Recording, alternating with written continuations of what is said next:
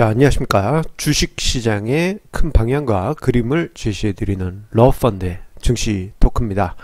자, 요즘 지인들과 이야기를 하다 보면요, 주식시장이 좀 재미가 없죠. 그러다 보니까 부정적인 이야기들이 많이 쏟아집니다. 특히나 이런 얘기를 하신 분들도 계세요. 주식시장 10년 동안 보면 뭐 개인 투자자들 재미가 없다, 손해만 봤다, 그렇게 이야기하시는 분들도 은근히 많이 계시더라고요.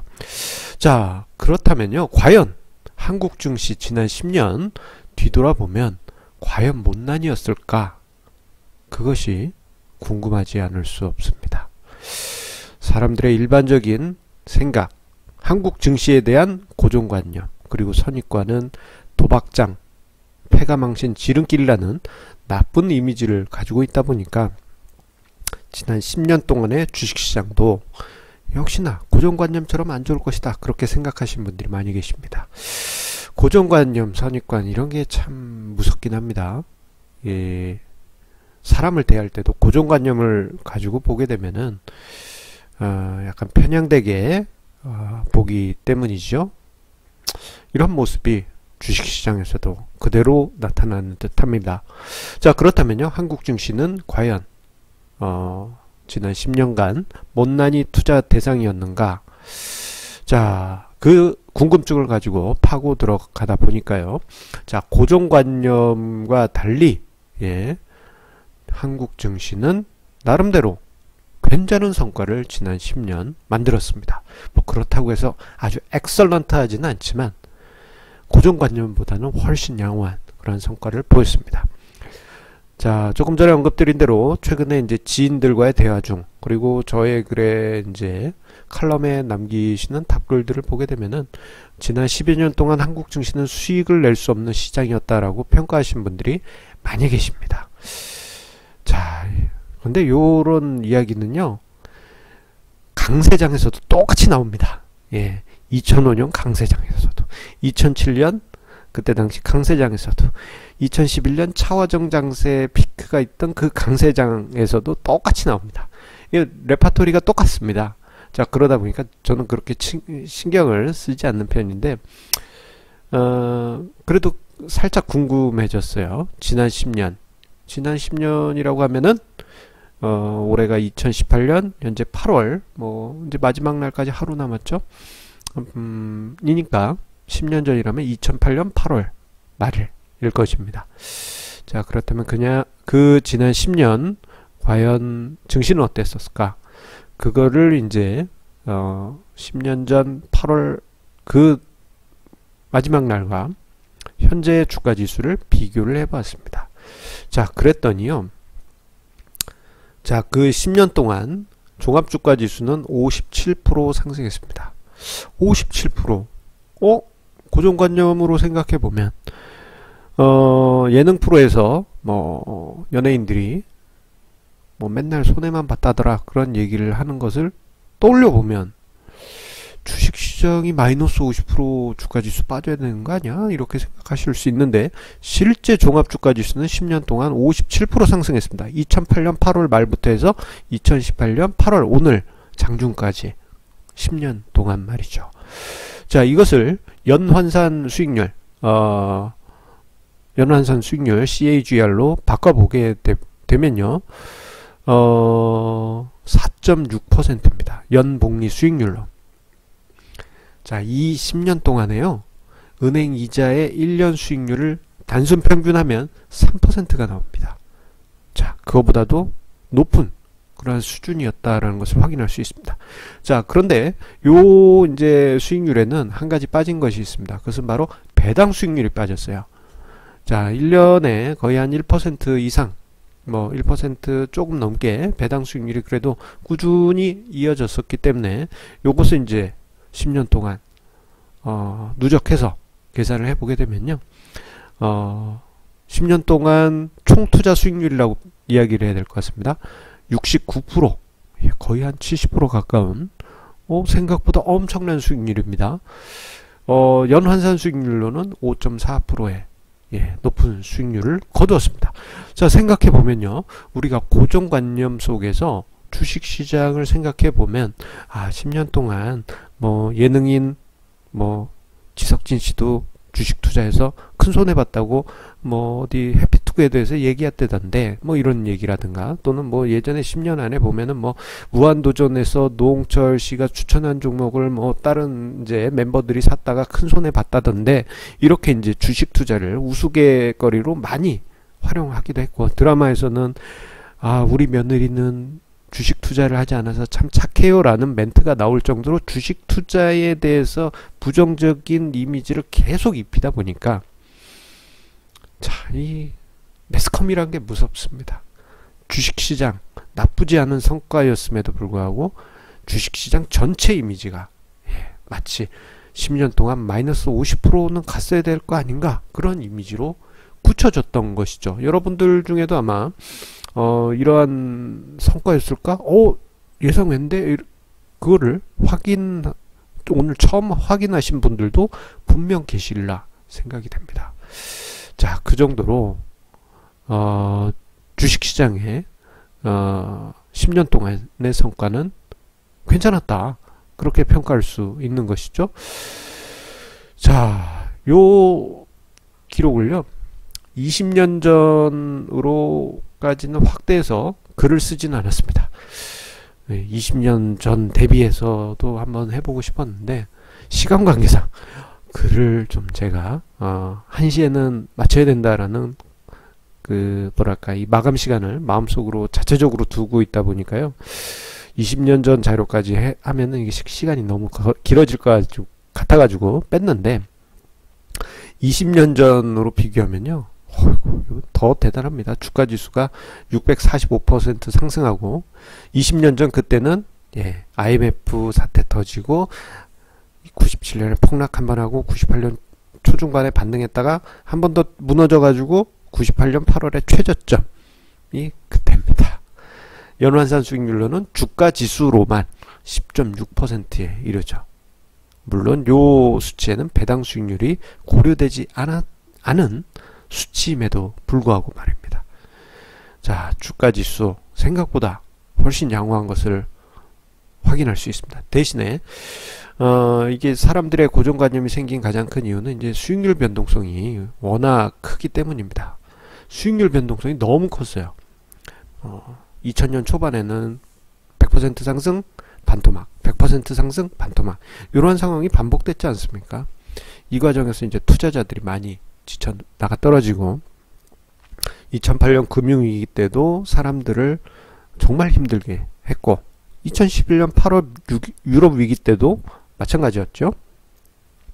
그리고 올해 종합주가지수가 2600포인트에서 2200포인트대까지 거의 한 400포인트 가까이 하락하니까 아주 심각하게 빠진 것도 아니지만 사람들이 좀 많이 지친 것이 현실입니다. 자, 그렇기 때문에 이런 변동성을 완충시켜주는 전략을 가미한다면 우리가 조금 더 마음 편하게 투자할 수 있겠죠. 그것은 바로 안전자산과 위험자산을 비율을 맞춰서 주기적으로 리밸런싱하는 자산배분 전략을 사용하는 것입니다. 자산배분 전략은 다양한 방법이 있어요. 단순하게 비율, 뭐 50%는 위험자산, 50%는 안전자산, 이런 식으로 해서 단순하게 비율을 두고 자산배분 전략을 하는 방법도 있고, 옵션의 델타 값을 이용해서 안전자산의 비중을 계산하는 포트폴리오 인슈어런스 전략도 있고요. 이건 좀 많이 복잡하죠. 또는 시장 밸류에이션을 측정해서 그거 가지고 안전자산의 비중을 계산하는 방법도 있습니다. 방법은 다양합니다. 그런데 어떠한 방법이든지요, 여러분들이 사용하시기 편하고 그리고 뭐 부담이 없고 그런 방법이 있다면요, 하나라도 꼭 쓰십시오. 뭐 예전에는 개인 투자자분들이 100% 주식으로만 투자를 했지만 이제 문화가 바뀌었습니다. 안전자산을 활용해서 자산배분 전략을 취해야 되겠구나라는 그런 문화가 많은 개인 투자자분들은 아니지만 서서히 정착 단계에 들어가고 있습니다.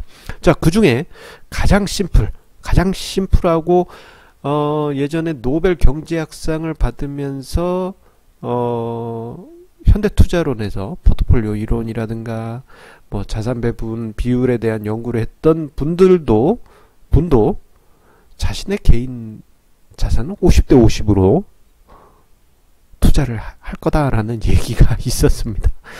예, 그래서 많이 알려진 전략이에요. 위험자산 50%, 안전자산 50% 해서 1년에 한 번씩 비율을 딱딱 다시 맞추는 겁니다. 자, 이렇게 운용을 하면요. 누적 성과 10년 동안 51.4%. 뭐 주가 지수를 그대로 가져가는 것보다는 살짝 낮습니다. 연환산 수익률로는 4.2%니까 은행이자보다는 좀 높은 편이죠. 그 대신 주식을 100% 가져가는 것보다는 좀 아쉬운 감이 있습니다. 하지만 변동성이 크게 줄어들죠. 자, 2011년 예를 들면요. 연간 10% 주가 지수가 하락했던 해입니다. 요때. 하지만 50대 50 전략은 3.4% 하락으로 양호하게 마무리됐습니다. 왜냐하면 안전자산에서 이자 수입이 발생하니까 커버되고 주식자산에서는 일단 명목상 10% 하락하지만 배당금이 들어오기 때문에 전체 수익률 측면에서는 이렇게 마이너스 3.4% 정도만 하락하는 걸로 선방하는 그러한 흐름을 만들게 되는 것이죠. 도표상에 바로 이 지점입니다. 그래서 이게 장기 성과를 보게 되면요, 매우 매끈합니다. 뭐 크게 부담이 없고, 그리고 주가 지수가 2010년 11년 이후부터 해서 한 7년 가까이 횡보장이었을 때 오히려 차곡차곡 올라간 것이죠. 자, 전에도 이야기 드렸습니다만 자산 배분 전략을 사용해서 주기적으로 리밸런싱을 하게 되면 이 과정에서 수익률이 발생하게 됩니다. 리밸런싱 하는 것만으로, 이거를 이제 셰넌의 도깨비라는 용어로 설명을 드린 바가 있습니다. 예. 이거 뭐 다시 설명드리면 길어지니까, 예, 오늘의 주제인 주식시장은 못난이가 아니다, 이 주제로 다시 들어가겠습니다. 자, 결론은, 자, 주식시장은 지난 10년 못난이가 아닙니다. 아니었다는 것을 우리가 확인할 수 있었습니다. 자, 이 사람들의 고정관념에서 보면은 참 주식시장 참으로 못난이처럼 비춰졌을 수 있습니다. 일단 콩깍지를 끼고 생각하기 때문에 그런 면이 크긴 큽니다. 자, 그런데 최근 한 5년 전부터 해서 부동산 시장이 상승장이다 보니까 주식시장이 상대적으로 천덕거리 취급을 당하고 있는 것이 현실이에요. 자, 그리고 요 기간 중에는 좀 아쉽지만 주가 지수가 15% 정도만 상승했습니다. 5년 동안. 2012년 말부터 해서 최근까지 5년이 좀 넘네요. 5년 반, 5년 8개월. 실질적으로 2013년 되면서 부동산이 턴어라운드 했으니까요. 그렇습니다. 자, 그런데요.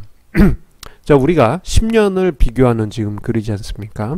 자, 지난 10년을 비교를 부동산하고 좀 한번 해보고 싶은 생각이 들었습니다.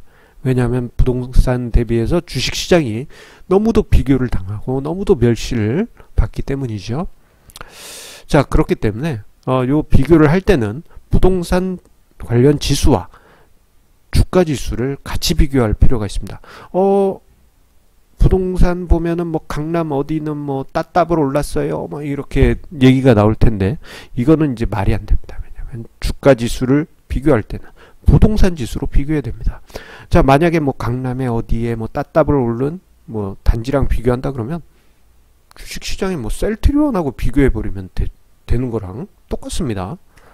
예, 이게 말이 안 됩니다. 지수는 지수끼리 비교를 하셔야 됩니다. 자, 그리고 뭐 또 다른 예로 들자면은 특정 단지로 비교를 한다 그러면 또 이게 또 부동산을 지지하시는 분들 입장에서는 좀 당혹스러운 내용일 수도 있는데요. 부의 상징인 타워팰리스 같은 경우 지난 10년 동안 상승폭이 10% 좀 안 되는 것 같기도 하고요. 예, 뭐 그렇습니다. 예. 타워팰리스 부의 상징이었는데 지난 10년간은 성과가 안 좋았습니다. 요거랑 비교할 수는 없잖아요. 그렇기 때문에 지수는 지수끼리 비교를 해야 됩니다. 자, 앞서 언급드린 대로 주가 지수는 10년 동안 57% 상승했습니다. 자, 한국감정원의 아파트 실거래가 지수의 서울지역 지난 10년 상승률을 보게 되면요. 8월 추정치 뭐 이번 달에 좀 올랐다고 해서 한 190으로 예, 좀 높게 잡고요. 한 이게 지금 한 5월달 거지만 지금 한국감정원에는 올라와 있습니다. 자, 10년 전 2008년 8월에는 140.5. 이거 비교하면요 35.7% 상승한 수준입니다.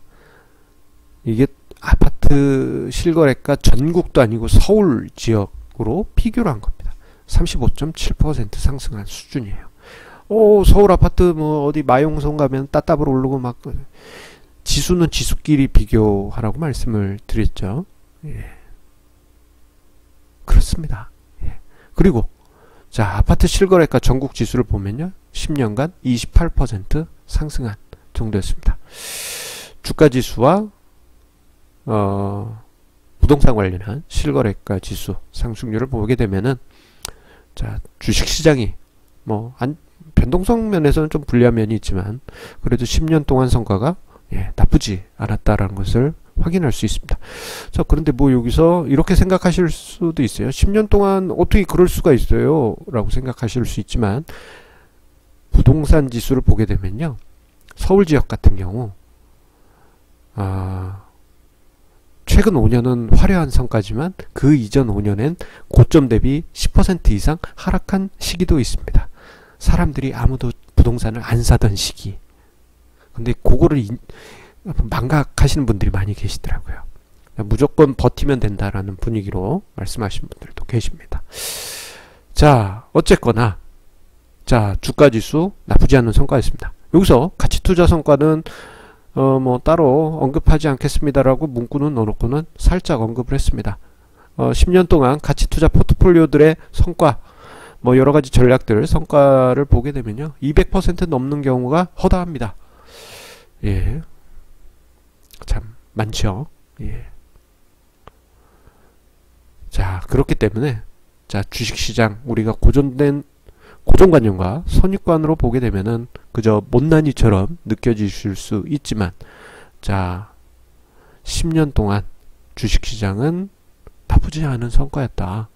그리고 그 10년 동안 주식시장에서 보게 되면요 같이 투자하셨던 분들 그리고 규칙을 세우고 투자하시는 룰베이스 기반의 퀀트 투자하셨던 가치 투자자분들은 정말 상상 이상의 성과를 거두신 분들이 많이 계십니다. 자, 앞으로도 이러한 고정관념은 아마 반복될 것 같습니다. 자, 오히려 저는 그런 상황이 반복되기를 개인적으로 바랍니다. 개인적으로. 왜냐? 그렇게 사람들이 주식시장을 멀리 해야지 시장은 비이성적으로 움직이고 가치 투자자 입장에서는 기회 시기가 자주 만들어지기 때문입니다. 자, 요 의미 많은 것을 함축하고 있습니다. 자, 여러분들 투자 원칙 왜 지켜야 하는지 제가 왜 계속 강조드리는지 그 안에 의미가 오늘 제 증시 토크에 의미가 담겨 있습니다. 자, 오늘 러펀드의 증시 토크는 여기서 마치도록 하겠습니다. 항상 강조드립니다만 우리 시청자님의 구독, 좋아요 저에게 큰 힘이 됩니다. 꼭 눌러주시면서 자, 화이팅 하십시오 라고 힘주시면 내일도 좋은 글 주제로 찾아뵙도록 하겠습니다. 감사합니다.